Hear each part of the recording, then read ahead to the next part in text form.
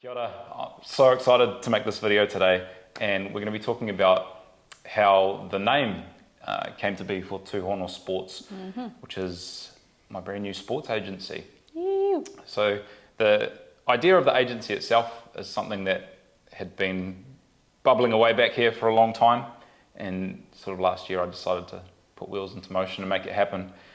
And an idea that I'd always toyed with behind the scenes was having a te reo Māori name for the business to make it really uniquely Kiwi, I think, to make it so clear that we were from New Zealand. But I'd always been a little bit nervous about doing that, with questions like, is it even okay for me to do that? And then if I do that, how do I do it properly and appropriately, I suppose? And then I had some conversations with some really cool leaders, business leaders, who were really up with the play on incorporating culture into commerce and into business in New Zealand. And the idea that they gave me and the thought process that they told me was that it's not about commercializing culture, it's about recognizing culture through commerce. And that sat really nicely with me and gave me the confidence to take the next step and actually do it.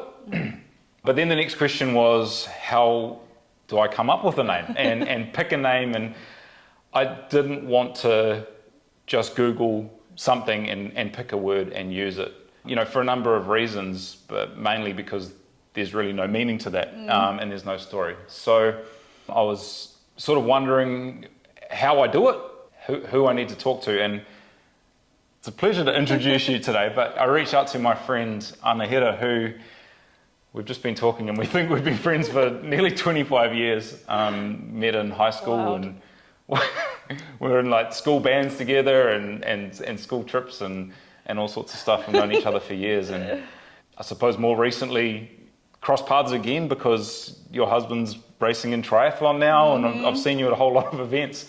So yeah, I reached out and said, hey, I've got this wild idea. Do you want to be on board? And yeah, that's where the conversation started. So I'll let you introduce yourself. Okay, kia ora. Nau mai hara mai whānau. My name is Anahera. I'm the owner and founder of Liberated Life Education and Niho Ho Community Fund. And like Chris said, we've been friends for nearly 25 years, which is just wild, up Rose Hill. And so when Chris got in touch towards the end of 2023 with this idea of rebranding his digital business, I straight away had a few questions, obviously, that I wanted to ask, and we caught up for a coffee. And I think it was really helpful that we have known each other for a really long time, because I knew that Chris was genuine in his want to incorporate more te ao Māori into his business. I know that he has integrity and that he would go through this process, wholeheartedly, because I think my prerequisite for coming on board to this program was that we go through this thorough process of, taking a deep dive into his core values, and then, discovering those core values and seeing what he wants to bring with him to apply to his business. So not everybody kind of wants to go through the real process, because it is an intensive kind of process.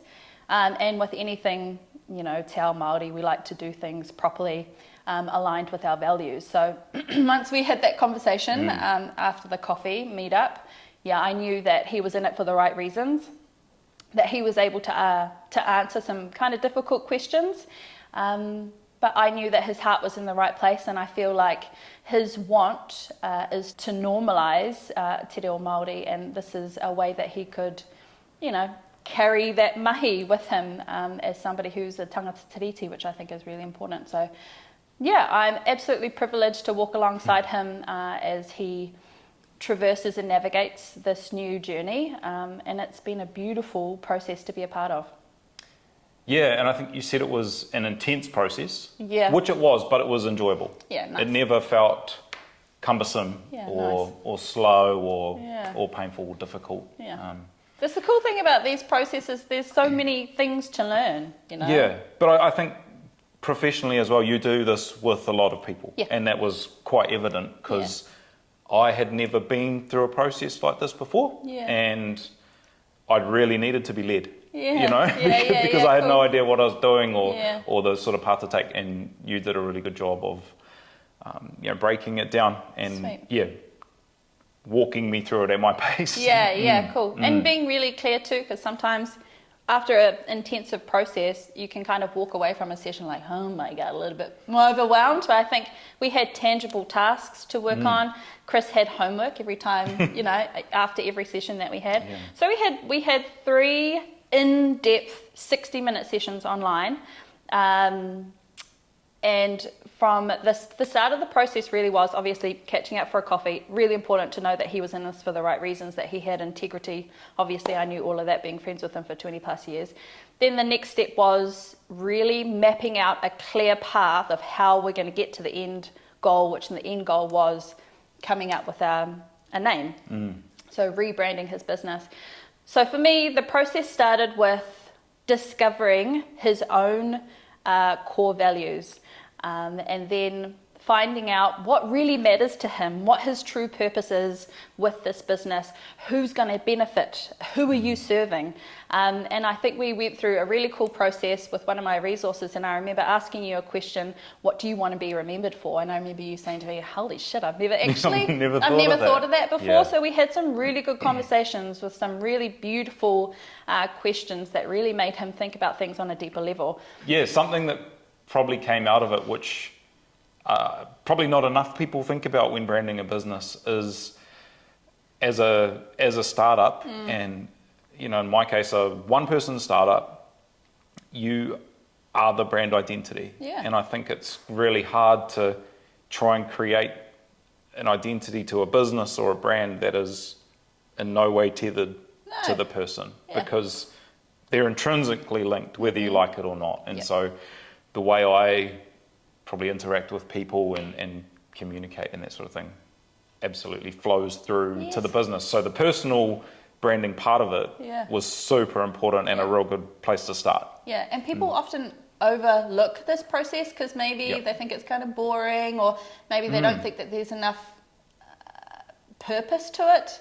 Yeah, absolutely. But I think with anything, in my understanding is values, and somebody who is Māori, I carry with them everywhere I go, and my personal values underpin every decision I make in my life. And so it was really important that we went through this process so that we could clearly identify what was really important to you, so that moving forward, every decision that you make in your business will be underpinned by decisions that actually, by values that really matter to you. Yep. But it also meant that we've cemented values already for the business, rather than starting a business and then trying to create values on the fly. Yeah, totally. Yeah. So the first session that we had, we took a deep dive into your core values, and we talked about, we had those really beautiful questions. It's a discovery phase, really. It was. And then we talked about the different core values that you wanted to bring with you to apply to your business. Yes. So let's talk about the core values. Do you remember them?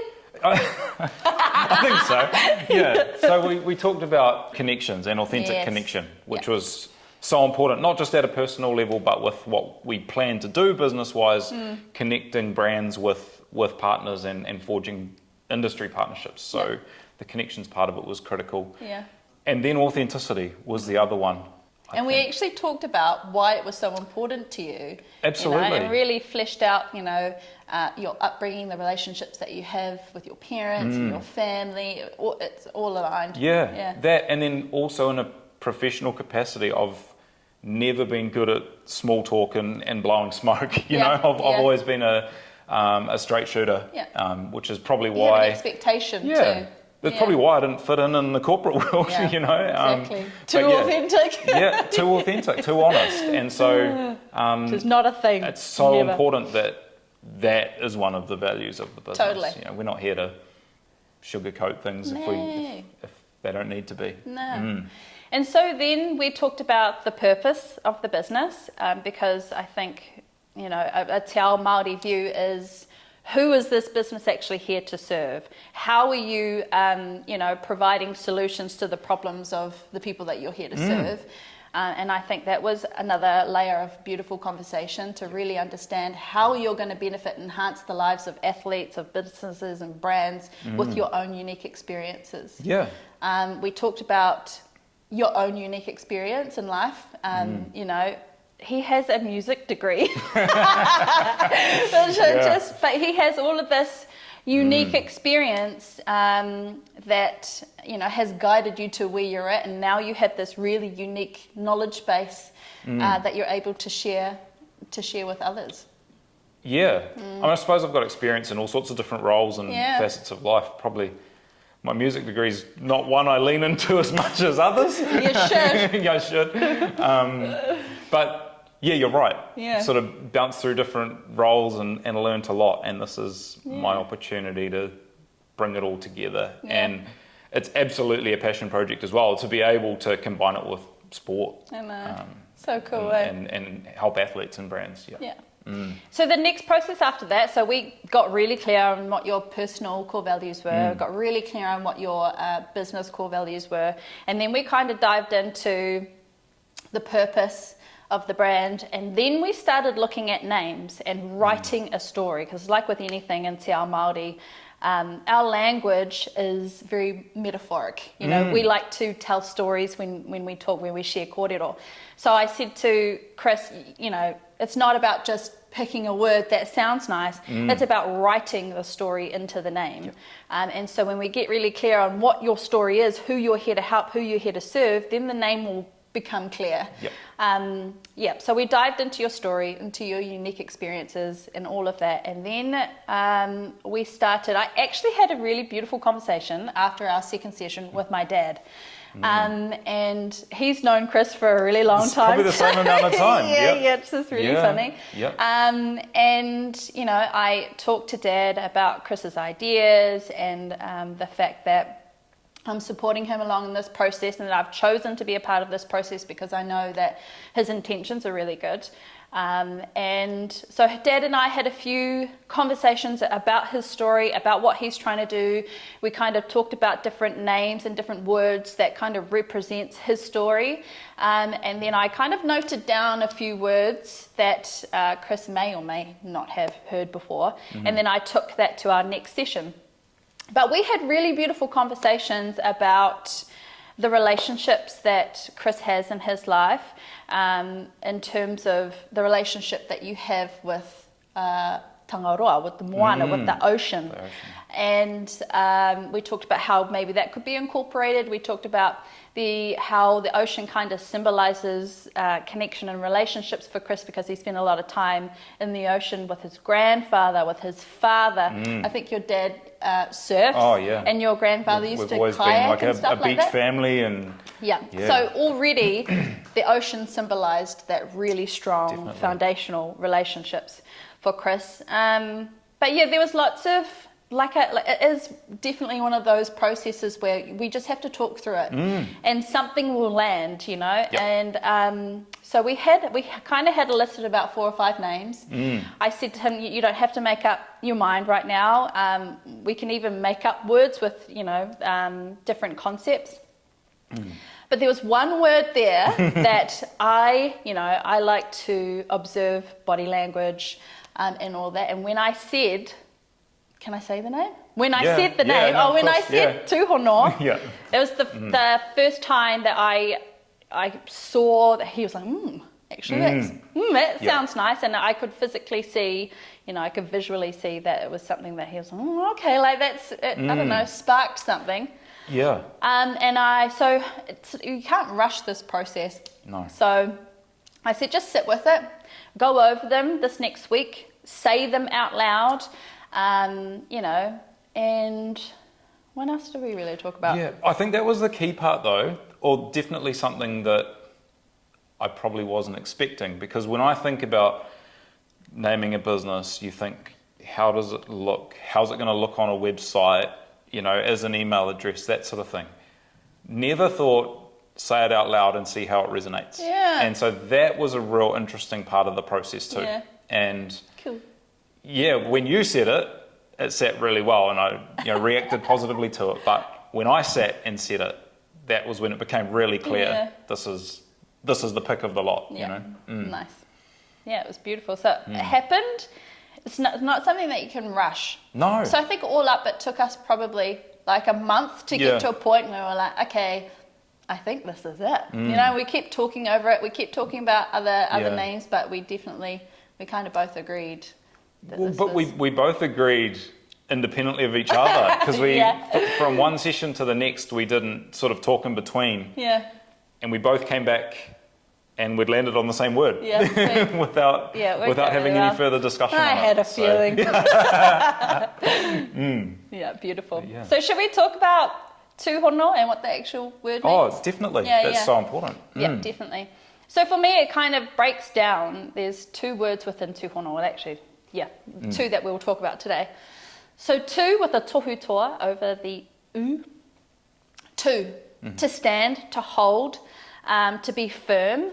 And then hono, to connect. That is the connecting word. But when we put both tū and hono together, it then becomes a whole nother word. And it becomes about linking and joining and bringing together. And I think that was the biggest thing that when I was learning about your business model and learning that, you know, you have all this beautiful, unique life experience that is enabling you to be able to, you know, deliver the purpose through your business.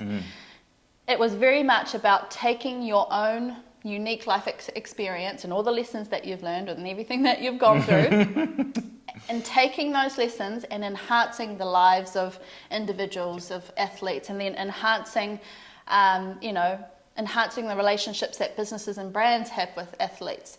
So that tūhono is connecting and linking and bringing everything together and closer together. So Tūhono was just the perfect name, really. And also, tū for me also means to hold firm and to stand strong in your, to stand grounded in your integrity. And I think that was something, if you know the word tūturu, means to be truthful and to be authentic. So we kind of drawing in the value of authenticity for you in the word tū as well. It's like we made that word. Yeah, it's so perfect, but it was it already existed. It's a beautiful word. So and it tells your story of who you're here to serve and how you serve them as well.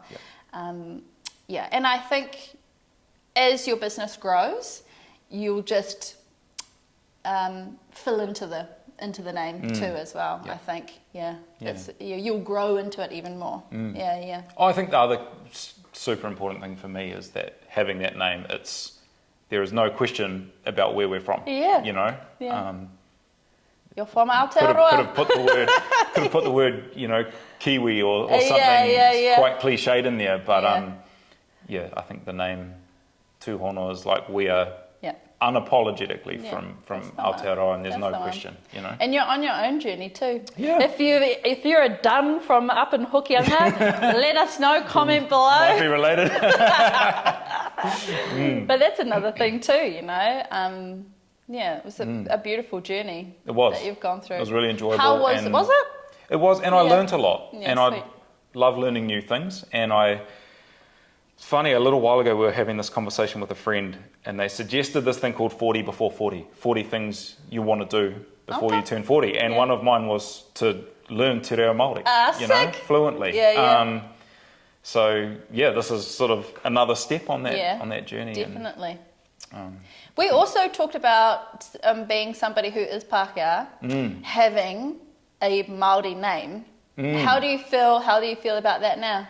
Now that you've gone through this process? Yeah, I feel really confident in the process we've gone through and the story that we can tell as a result of it. And it was so important for me to do it properly. And like I said at the top, I didn't want to just Google a word and let that be it, because there's nothing behind that. You know, that's a really superficial way to do it. But you know, I thoroughly enjoyed the process, and I enjoyed telling people about the process we've been through. And you know, I genuinely feel like we created and then found all the meaning behind the name by doing it properly. So it was... It's kind of the opposite of how Pākehā world operates, I think, Like, we created the story and then came up with a name instead of creating the name and then writing the story, which I think is kind of a bit superficial maybe. Yeah, and I think there's brands and businesses that change their values annually, you know. Wild. You know, change their mission on an annual basis. But we did the inverse of that. Yeah. And That's right, because we did do that. We dived into, your vision, Yeah. your mission, your purpose. Yeah. And so, but yeah, for me it was we go with this process or don't do it at all. Yeah. You know? Yeah. But I was nice about it. Yeah. No, it was so enjoyable. Yeah, It totally. was really cool. No, that's so cool. I had a really good time too. I had a great time. And it was great to just hang out again. Yeah, it was primo, eh? Yeah. Yeah, no, it was a beautiful process to go through. Yeah. Yeah. Thank you. I'm You're so grateful. welcome. Thank you.